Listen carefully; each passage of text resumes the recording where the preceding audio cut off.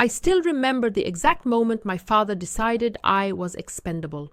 It was a Tuesday evening in late October, and the autumn light was fading through the tall windows of his study, casting long shadows across the mahogany desk where he sat like a king on his throne. I had walked into that room as his daughter, the child he had raised, the person who had spent 28 years believing that family meant something sacred and unbreakable. I walked out of that room as his enemy, though I did not fully understand it yet. Some betrayals happen in an instant, a single explosive moment that shatters everything you thought you knew. But my father's betrayal was different. His was a slow, methodical destruction, a calculated dismantling of my entire existence, all because I had stumbled upon a truth he needed to keep buried. My name is Eleanor Whitmore, though everyone has always called me Ellie. I grew up in one of those picture-perfect families that you see in magazines and local newspapers, the kind of family that other people envied without knowing what lurked beneath the polished surface. My father, Richard Whitmore, was a name that meant something in our community. He was a senior partner at one of the most prestigious law firms in Boston, a man who had spent 30 years building a reputation as someone who fought for justice, who defended the innocent, who stood on the right side of every moral argument. He served on charity boards and hospital committees and mentored young attorneys from disadvantaged backgrounds. Every Christmas, the local news would feature him delivering toys to underprivileged children, his smile so warm and genuine that you would never suspect it was rehearsed in front of a mirror. My father had political aspirations, dreams of a Senate seat, maybe even the governor's mansion. His entire life was a carefully constructed performance, and I had been raised to play my part without ever questioning the script. My mother, Margaret, was the perfect politician's wife before my father even entered politics. She hosted charity luncheons and organized fundraisers and smiled through every public appearance with a grace that never seemed to falter.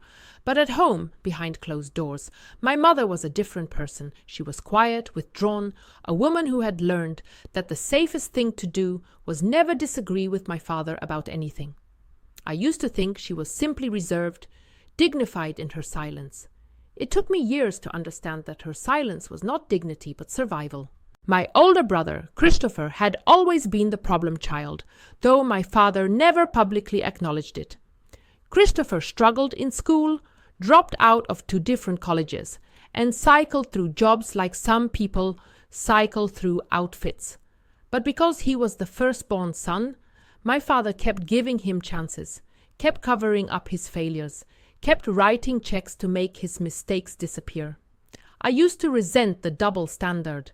I graduated top of my class from law school, passed the bar on my first attempt, and landed a position at a prestigious firm where I had to work twice as hard as everyone else just to prove I was not there because of my father's connections. Christopher got arrested for his 3rd drunk driving incident, and my father made it vanish like it had never happened. But I am getting ahead of myself. To understand what my father did to me, you need to understand what I found. And to understand what I found, you need to know about the night that changed everything. It was 3 years ago, and I had just made junior partner at my firm. I was riding high on the greatest professional achievement of my life, eager to share the news with my family. I drove to my parents' house on a Sunday afternoon, expecting the usual awkward dinner, where my mother would ask polite questions and my father would find subtle ways to remind me that my success was somehow an extension of his own legacy. What I got instead was a house that seemed emptier than usual. My mother was at a charity function, and my father was supposedly at the office preparing for a major case. Christopher had not been invited because Christopher was currently in another attempt at rehabilitation for his drinking. I let myself in with the key I still kept, planning to leave a bottle of champagne on the kitchen counter with a note about my promotion. But as I walked through the house, I heard voices coming from my father's study. This struck me as strange because my father was supposed to be at the office. I moved closer to the closed door, not intending to eavesdrop, but simply curious about who might be visiting. That is when I heard a voice I did not recognize, a man's voice, speaking in urgent, hushed tones. "Richard, you need to handle this. If anyone finds out what happened to that girl, your entire career is finished. Everything you have built, gone." My father's response was low, almost too quiet to hear, but I caught fragments. Something about a settlement, something about making it disappear, something about how no one would believe her anyway because she was nobody, just some waitress from a town nobody had ever heard of. I should have walked away. I should have pretended I had not heard anything and driven back to my apartment and celebrated my promotion alone with a glass of wine and Netflix. But I was still naive enough to believe that there had to be an innocent explanation, that my father could not possibly be discussing what it sounded like he was discussing. So I stood there, frozen, listening as the conversation continued. The other voice belonged to a man named Victor Callahan, a name I would later learn belonged to a private investigator who specialized in making problems disappear for wealthy clients. They were discussing a woman named Danielle Morrison, a 23-year-old waitress from a small town in New Hampshire who had accused my father of something unspeakable 18 months earlier. An accusation that had never made it to the police, never made it to the press, never made it anywhere because Victor Callahan had paid her $50,000 to sign a non-disclosure agreement and disappear. I must have made a sound, a gasp or a sharp intake of breath, because suddenly the conversation stopped. The study door swung open and I found myself staring into my father's face, watching his expression shift from surprise to calculation in a fraction of a second. He did not look guilty. He did not look ashamed. He looked inconvenienced. "Eleanor," he said, my full name, never a good sign. "How long have you been standing there?" I could have lied. I could have claimed I had just arrived, that I had heard nothing. But I was still operating under the delusion that my father was the man I had always believed him to be, that there had to be some misunderstanding, some context that would make this all make sense. "Long enough," I said, my voice barely above a whisper. "Who is Danielle Morrison? What did you do?" The silence that followed was the longest of my life. My father glanced at Victor Callahan, then back at me, and something in his eyes shifted. It was like watching a mask slide into place, a performance beginning. "Come inside," he said, stepping back from the doorway. "We need to talk. What happened in that study over the next hour would haunt me for years." My father did not deny what I had heard. Instead, he reframed it, twisted it, spun it into a narrative where he was the victim. Danielle Morrison, he explained, was a disturbed young woman who had developed an obsession with him after he had represented her brother in a minor legal matter. She had made false accusations in an attempt to extort money from him, and the settlement was simply the most efficient way to make the problem disappear. Victor Callahan was merely a consultant who helped protect the family's reputation from people who sought to exploit our success. I wanted to believe him. I wanted it so badly that I almost convinced myself. My father had never given me any reason to doubt his character before. He had been strict, yes, emotionally distant, certainly. But criminal, a predator, it seemed impossible. "Eleanor, you need to understand something," my father said, leaning forward in his leather chair with an expression of paternal concern. "Our family's reputation is everything. I have spent my entire life building something that will last, something that will benefit all of us, including you. Your career at that firm, your partnership, do you think you earned that entirely on your own? My name opened doors for you. My reputation gave you opportunities that other young attorneys would kill for. If Danielle Morrison's lies were to become public, it would not just destroy me. It would destroy all of us. Your mother, your brother, you. Everything we have would crumble." He reached across the desk and took my hand in his grip firm and reassuring. "I need you to forget what you heard today. I need you to trust me, the way you have always trusted me. Can you do that?" I looked into my father's eyes, searching for the truth, and for a moment I almost said yes. I almost buried what I had heard and walked away and continued living the comfortable lie I had been living my entire life. But something nagged at me, a detail that did not fit. If Danielle Morrison was truly a disturbed woman making false accusations for money, why would my father pay her $50,000? Why would he need Victor Callahan, a man who made problems disappear, rather than simply letting the legal system expose her lies? I need time, I said, pulling my hand away. I need to think about this. My father's expression flickered, just for a moment, and I saw something beneath the mask. It was not concern or affection or paternal love. It was fear. Of course, he said smoothly, the mask sliding back into place. Take all the time you need. But Eleanor, I trust I do not need to remind you that attorney-client privilege extends to family conversations. What happens in this room stays in this room.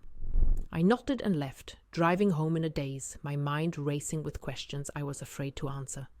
That night I made a decision that would set everything in motion. I decided to find Danielle Morrison. It took me 3 weeks of discreet searching to locate her. She had moved from New Hampshire to a small town in Vermont, living under a different name, working as a bookkeeper for a local hardware store. When I finally tracked her down and called her, she hung up on me the moment I said my last name. It took 4 more attempts and a letter explaining that I was not calling on my father's behalf before she finally agreed to meet me in a coffee shop in Burlington, in public, where she felt safe. Danielle Morrison was not what I expected. She was small, soft-spoken, with haunted eyes that kept darting toward the door like she was ready to run at any moment. She was not a disturbed woman or a gold digger or any of the things my father had claimed. She was someone who had been broken and was still trying to put the pieces back together. I know why you're here, she said before I could even introduce myself properly. You want me to tell you that your father is innocent. You want me to admit that I lied. Well, I am not going to do that because I did not lie. Everything I said happened exactly the way I said it happened. I am not here to defend him, I said, and I meant it. I am here because I need to know the truth. Danielle studied me for a long moment, her fingers wrapped around her coffee cup like it was the only thing keeping her anchored to the world. Why? So you can report back to him? So you can help him make me disappear again? No, because I am starting to realize that my father is not the man I thought he was, and I need to know how bad it really is. Something shifted in Danielle's expression. Maybe she saw the sincerity in my eyes, or maybe she simply needed someone to finally listen after years of being silenced. It was 2 years ago, she began, her voice barely audible. My brother got into trouble, a bar fight that got out of hand. He could not afford a lawyer, and someone recommended your father's firm. They said he did pro bono work for people who could not pay.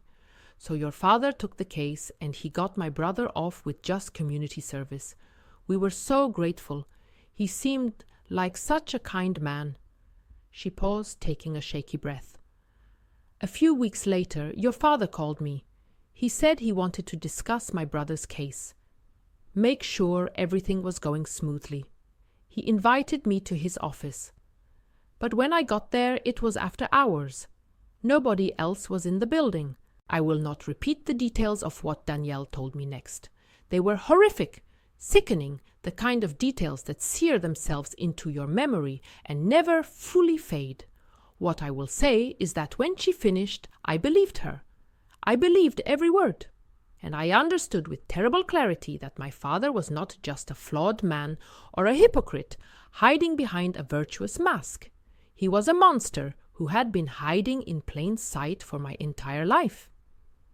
Why did you take the settlement? I asked, not as an accusation, but out of genuine confusion. Why not go to the police? Danielle's laugh was bitter, hollow. I tried. I went to the police the day after it happened. They took my statement and then nothing happened for weeks. When I finally called to follow up, they told me there was not enough evidence to proceed. No witnesses, no physical evidence, just my word against his. And then your father's investigator showed up at my apartment. He knew things about me, private things, things I had never told anyone. He said if I tried to pursue this, he would destroy my life. He would tell everyone I was a prostitute, a drug addict, whatever lies he needed to tell. He said no one would believe a waitress from nowhere over Richard Whitmore. And then he offered me the money. $50,000, I said. It was not about the money. It was about survival. Your father's people made it clear that my life would become hell if I did not take the deal and disappear. So I took it. I signed the papers and moved away and tried to forget. But you cannot forget something like that. It follows you everywhere.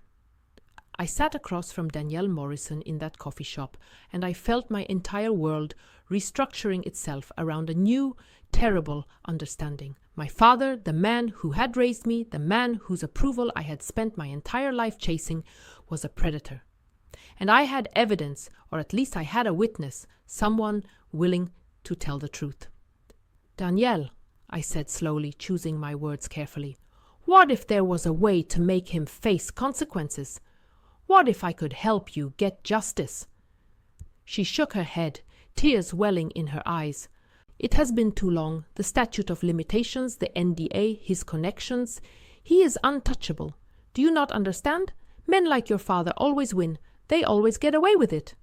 Not always, I said, a new determination settling into my bones. Not this time. I left that coffee shop with Danielle's phone number, and he promised that I would contact her when I had a plan. I drove back to Boston with my mind racing, already strategizing, already thinking about evidence and witnesses and legal loopholes. I was an attorney. I knew how to build a case. And I was going to build the case of my life. The case that would finally expose my father for what he truly was. But I had underestimated him. I had grown up watching my father outmaneuver opponents, watching him anticipate their moves before they even made them. I should have known he would do the same to me. The first sign that something was wrong came 2 weeks later when I arrived at my law firm to find a security guard waiting at my desk. Miss Whitmore, I need you to come with me, please. I was escorted to the senior partner's office where 3 people I had never seen before were waiting. They identified themselves as investigators from the State Bar Association. They had received an anonymous complaint alleging that I had been engaged in billing fraud, falsifying timesheets to overcharge clients. They had documents, fabricated documents that I had never seen before, with what appeared to be my signature on them. I was suspended pending investigation. My access to the firm's systems was revoked. I was escorted out of the building like a criminal. Past colleagues who had been congratulating me on my partnership just weeks earlier, their faces now filled with suspicion and judgment.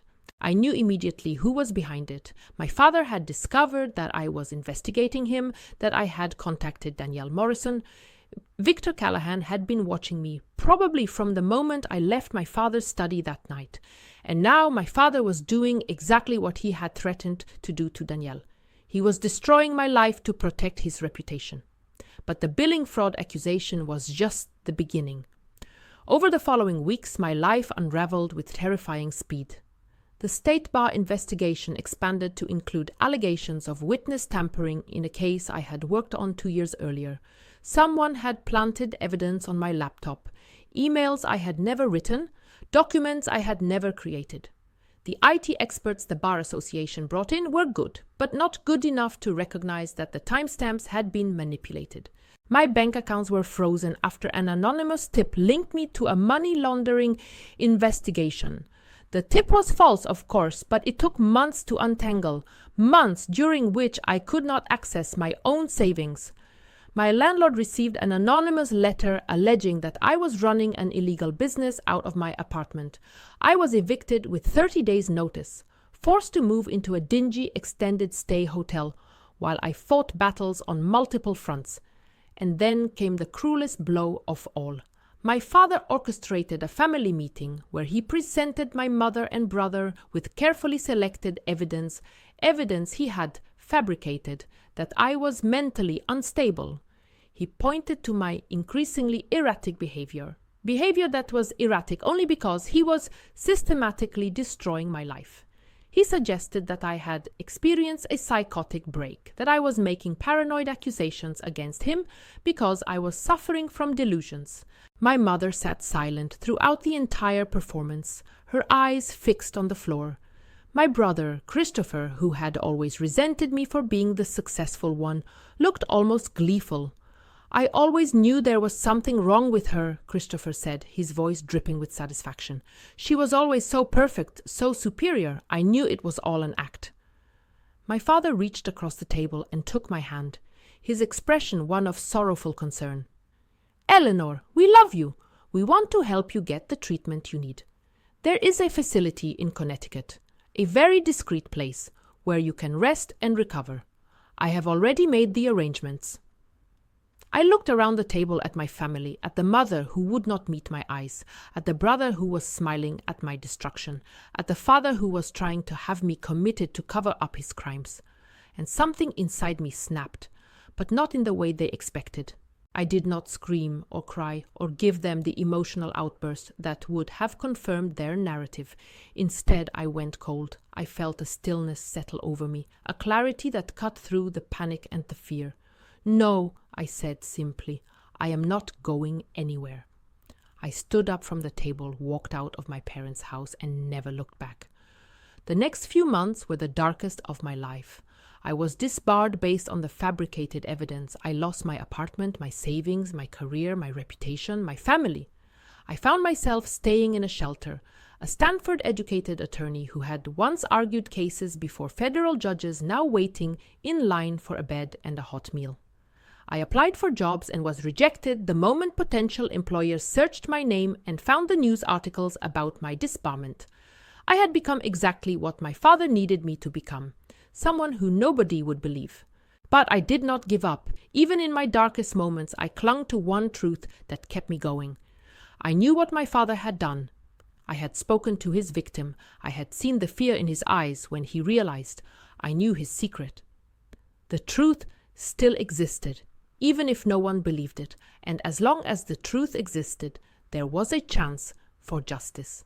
My salvation came in the form of Sophie Chen, a friend from college who had become an investigative journalist for a major newspaper. Sophie and I had drifted apart over the years, as often happens when careers consume your life, but when she heard what had happened to me, she reached out. Ellie, I saw the news about your disbarment, she said when she called. Something about it does not add up. You were one of the most ethical people I have ever known. You once reported yourself for accidentally taking a library book past its due date. There is no way you committed billing fraud.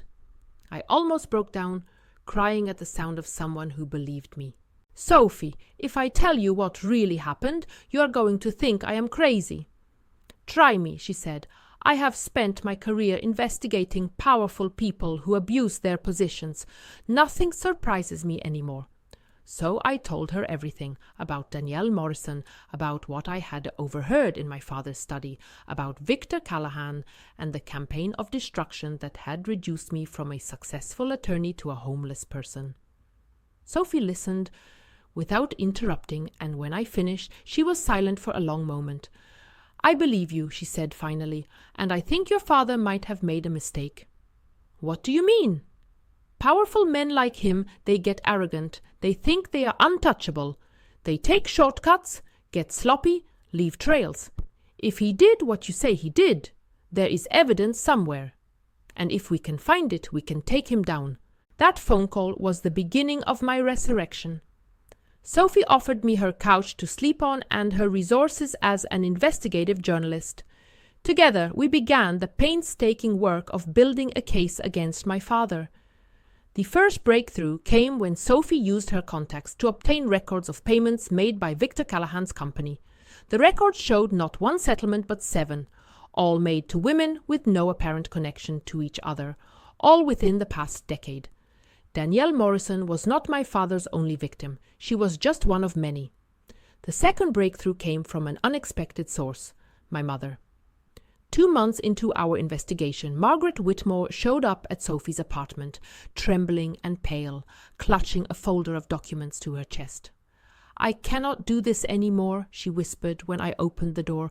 I cannot keep pretending I do not know what he is. My mother had been collecting evidence for years, quietly, secretly, hiding documents and photographs in a safety deposit box that my father did not know existed. She had stayed silent because she was afraid of my father, afraid of losing her comfortable life, afraid of what it would do to our family if the truth came out. But watching my father destroy me had broken something in her, had finally pushed her past the threshold of what she could tolerate. "I should have protected you," she said, tears streaming down her face. "I should have said something years ago. Instead, I let him hurt you and all those other women because I was too much of a coward to speak up." I wanted to be angry at her. Part of me was angry at her, furious that she had known the truth and said nothing while my father systematically destroyed my life. But I also understood, in a way I could not fully articulate, the prison she had been living in. The years of manipulation and control that had taught her silence was survival. "You are speaking up now," I said. "That is what matters." Is what matters. The documents my mother provided were explosive. Bank records showing payments to Victor Callahan. Photographs of my father with various women at hotels and private clubs. And most damning of all, a copy of a letter my father had written to a colleague, obliquely referencing the Morrison situation, and thanking him for his discretion in ensuring the complaint went nowhere. But we still needed more. We needed the victims themselves to come forward to break their non-disclosure agreements and tell their stories. And that was the hardest part, because every single one of those women had been terrorized into silence, just like Danielle Morrison. Sophie and I spent months tracking them down, one by one, approaching them carefully, explaining that we were building a case that could finally hold my father accountable. Most of them refused to speak to us. They had rebuilt their lives, moved on, put the trauma behind them as best they could. They did not want to rip open old wounds or face the public scrutiny that would come with going on record against a powerful man. But 3 of them agreed to talk. 3 women who had been assaulted by my father over the past decade, who had been paid off and silenced and made to feel like they were the ones who had done something wrong. When they learned that they were not alone, that there were others, something shifted in them. There is strength in numbers, power in solidarity. I remember the day we interviewed Rebecca Holloway, the second woman to come forward. She was a former paralegal who had worked at my father's firm 15 years earlier. She had been 22 years old, fresh out of college, thrilled to land a job at such a prestigious firm. "He was so charming at first," she told us, her voice steady but her hands shaking. "He took me under his wing, mentored me, made me feel special. And then one night he asked me to stay, late, to help with a case. Everyone else had gone home." The story that followed was sickeningly familiar. The same pattern, the same manipulation, the same violence. When Rebecca tried to report what happened, she was told that her claims were not credible, that she had a reputation for being flirtatious with senior partners. She was given a check and an NDA and encouraged to find employment elsewhere. "I blame myself for years," Rebecca said. "I thought I must have done something to encourage him, to give him the wrong idea. It took me a long time to understand that none of it was my fault." Listening to these women tell their stories, I felt a rage building inside me that was unlike anything I had ever experienced. This was not just about what my father had done to me. This was about a pattern of predatory behavior that had spanned decades, that had destroyed countless lives while my father accumulated accolades and awards and political influence. He had built his entire reputation on a foundation of suffering, using his power to silence anyone who threatened to expose the truth. But now, finally, the truth was coming out. Sophie's newspaper agreed to run the story, but they wanted ironclad documentation before going public with accusations against someone as prominent as Richard Whitmore. We spent 3 more months vetting evidence, conducting additional interviews, consulting with legal experts to ensure we were not exposing the paper to defamation liability. The story went through multiple rounds of editorial review and legal examination. During this time, I lived in constant fear that my father would discover what we were doing and find a way to stop us. I took precautions, varying my routines, staying in different locations, using encrypted communications. Sophie did the same. We both knew that Victor Callahan was still out there, still capable of making problems disappear for wealthy clients. There was one night, about 6 weeks before the story was scheduled to publish, when I came back to Sophie's apartment to find the door slightly ajar. My heart stopped. I pushed the door open slowly, expecting the worst, and found Sophie standing in the middle of her living room, surrounded by scattered papers and overturned furniture. "They were here," she said, her voice shaking. "Someone broke in. They were looking for our files." Fortunately, we had anticipated something like this. All of our key evidence was stored in multiple secure locations, digital copies encrypted and backed up to servers in different countries. The physical documents were in a safe deposit box that only Sophie and I had access to. The intruders had found nothing of value, but the break-in told us something important. My father knew we were coming for him, and he was getting desperate. The desperation made him sloppy. 3 days after the break-in, Victor Callahan approached one of our witnesses, Rebecca Holloway, and offered her $200,000 to recant her statement. He did not know that Rebecca was wearing a wire, that Sophie had anticipated this move and prepared for it. We now had audio evidence of witness tampering, adding another charge to the growing case against my father.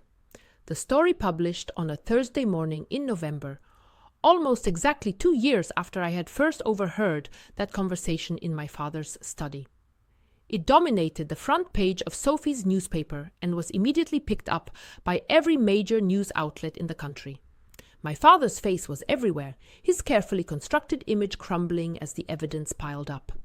The response was overwhelming. By the end of the first day, 4 more women had come forward with their own stories. By the end of the first week, the number had grown to 11. Each new accusation added weight to the narrative, made it harder for my father's defenders to dismiss the allegations as fabrications by disgruntled employees or gold diggers. My father responded the way powerful men always respond when cornered. He denied everything. He claimed he was the victim of a coordinated smear campaign orchestrated by political enemies. He suggested that I, his own daughter, had been manipulated by radical elements seeking to destroy him. He hired the most expensive crisis management firm in the city and flooded the airwaves with supporters willing to vouch for his character.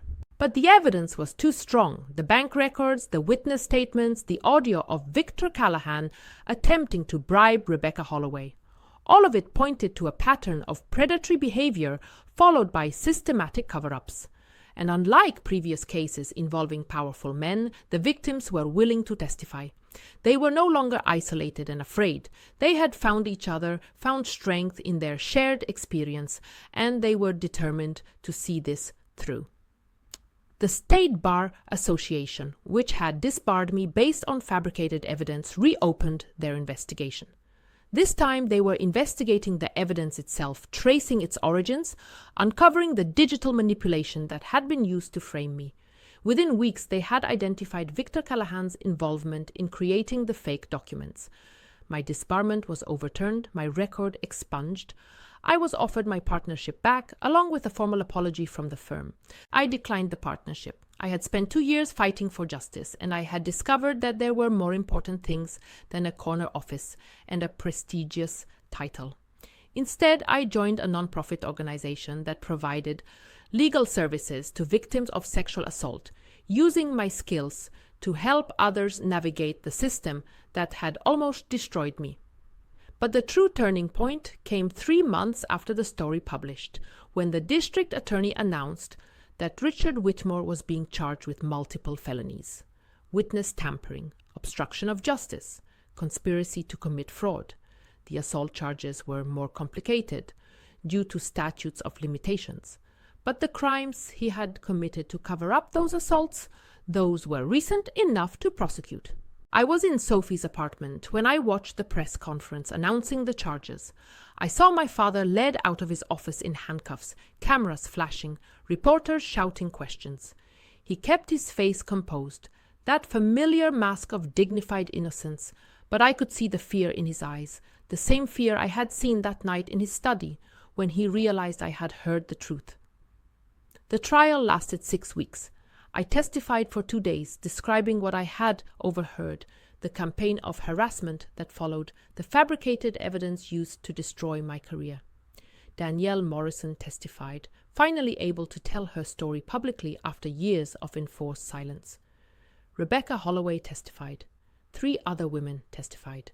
My mother testified, trembling but determined, explaining the documents she had collected, the years of willful blindness that had finally given way to conscience. And Victor Callahan, facing his own charges, agreed to testify against my father in exchange for a reduced sentence. He provided details about the cover-ups, the payments, the surveillance, the intimidation tactics. He had kept meticulous records, documentation that my father never knew existed, an insurance policy that Victor had maintained in case he ever needed leverage. The defense tried everything. They attacked the credibility of the witnesses, suggested that I was motivated by personal resentment, claimed that Victor Callahan was lying to save himself. But the evidence was simply too overwhelming. The jury deliberated for less than a day before returning guilty verdicts on all counts. Richard Whitmore, former pillar of the community, was sentenced to 12 years in federal prison. I was sitting in the courtroom when the sentence was announced. I watched my father's face as the reality sank in, as the mask finally cracked and I saw the man beneath. He looked old suddenly and small. The commanding presence that had dominated my childhood, that had terrorized so many women, had evaporated, leaving behind just a man who would spend the rest of his life paying for his crimes. He turned to look at me as the bailiffs led him away. Our eyes met across the courtroom, and for a moment I thought I saw something in his expression. Regret, perhaps, or hatred, or just the dawning awareness that his daughter, the child he had tried to silence, had been his undoing. I did not look away. I held his gaze until he was gone, and then I stood up and walked out of the courthouse into the November sunlight. Sophie was waiting for me on the steps, along with Danielle Morrison and Rebecca Holloway and my mother. The women my father had tried to silence, standing together in the place where he had finally been held accountable. "How do you feel?" Sophie asked. I thought about the question for a long moment. I thought about the past 2 years, the suffering, the fear, the nights I had spent in shelters, wondering if my life would ever return to normal. I thought about the 11 women who had come forward, the countless others who had suffered in silence. I thought about my mother, who had finally found the courage to stop enabling a monster. I thought about my father, on his way to a prison cell where he would have years to contemplate the consequences of his actions. "I feel like this is just the beginning," I said. "Justice for these women, for all of us. It is not just about one verdict. It is about changing the systems that allowed this to happen, that protected men like my father for so long." Sophie nodded. "What are you going to do now?" "I'm going to keep fighting.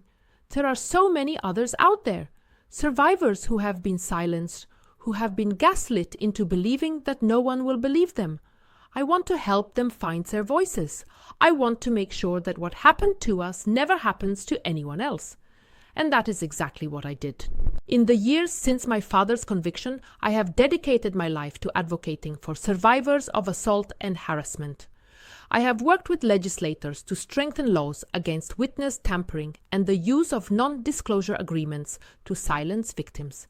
I have spoken at conferences and universities, sharing my story in the hope that it will encourage others to come forward. And I have provided legal support to countless women and men who were told that their voices did not matter, that they could not fight the powerful institutions that sought to silence them. My brother Christopher, who had sided with my father throughout the ordeal, eventually came to me with an apology. He admitted that jealousy had clouded his judgment, that he had wanted to believe the worst about me because it made him feel better about his own failures. Our relationship is still complicated, still healing, but we are trying. My mother and I have rebuilt our relationship, slowly and painfully. She lives in a small house now, far from the social circles she once navigated, and she volunteers at a domestic violence shelter 3 days a week. She says it is her way of making amends, of trying to balance the scales for all the years she stayed silent. I understand that she is doing the best she can, and I have learned that forgiveness, like justice, is a process rather than a destination. Danielle Morrison went back to school, earned her degree in social work, and now counsels survivors of assault. We have become close friends, bonded by our shared experience, by the battle we fought together. Sometimes I look at her and marvel at her resilience, her ability to transform the worst thing that ever happened to her into a source of strength and purpose. And my father, he is still in prison, still denying everything, still claiming he was framed. He sends me letters sometimes, rambling missives about loyalty and family and the sacred obligations children owe their parents. I do not read them. I throw them away unopened, remnants of a relationship that he destroyed the moment he decided his reputation mattered more than his daughter. But here is the truth I have come to understand. The lesson that emerged from the wreckage of my former life. My father did not destroy me. He tried. He used every tool at his disposal, every connection, every resource. He stripped away my career, my reputation, my family, my home. He tried to convince the world that I was crazy, that my words could not be trusted.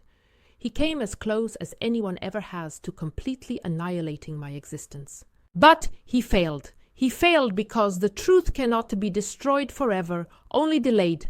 He failed because there are always people willing to fight for justice, even when the odds seem insurmountable. He failed because the women he victimized refused to stay silent, refused to let fear dictate their lives. And he failed because I, the daughter he underestimated, the child he assumed would prioritize family loyalty over moral conscience, chose to stand for something greater than myself. My father thought he could sacrifice me to protect his reputation. Instead, his reputation was the sacrifice that brought him down. The irony is not lost on me. The man who spent his entire life constructing an image of virtue and justice was exposed ultimately as the embodiment of everything he pretended to fight against. I used to wonder what my life would have been like if I had never walked into that study, never overheard that conversation. Would I still be a partner at my old firm, blissfully ignorant of my father's crimes? Would I still attend Sunday dinners at my parents' house, smiling for photographs, playing my part in the family performance? Perhaps, but I would have been living a lie, and somewhere in my subconscious I think I always knew that the life I was living was not entirely real. There were cracks in the facade, moments when my father's mask slipped, glimpses of something dark beneath the polished surface. I had simply taught myself not to see them, the way my mother had taught herself, the way we all teach ourselves to ignore the uncomfortable truths that threaten our sense of security. Now I see clearly. Now I understand that the greatest betrayals often come from the people we trust most, and that confronting those betrayals, as painful as it may be, is the only path to genuine freedom. My father destroyed the life I thought I had. In doing so, he gave me the opportunity to build a better one, a life based on truth rather than pretense, on courage rather than complicity. I'm not grateful for what he did. I still carry the scars, still wake up some nights drenched in sweat from nightmares about those dark months when I had nothing, when I was no one. But I have learned to transform the pain into purpose, to use my experience as fuel for the work I do every day. And sometimes, on quiet evenings, I allow myself a moment of satisfaction. Not because of what my father is suffering, though I will not pretend that justice does not feel good, but because of what his downfall represents. It represents every victim who was told their story did not matter. It represents every survivor who was silenced by NDAs and intimidation and the overwhelming power of wealth and privilege. It represents the truth, finally acknowledged, finally believed. My father tried to destroy my life to protect his reputation. In the end, I destroyed his reputation to protect my life and the lives of everyone he would have harmed, if he had been allowed to continue unchecked. That is my story. Not a story of victimhood, though I was victimized. Not a story of vengeance, though justice was served. It is a story of survival, of resilience, of the incredible things that can happen when people who have been silenced find the courage to speak. If you are listening to this and you recognize something in my experience, if you have been betrayed by someone you trusted, if you have been told that your truth does not matter, I want you to know that it does. Your truth matters. Your story matters. And there are people out there who will believe you, who will fight alongside you, who will help you reclaim your voice and your power. My father thought he was untouchable.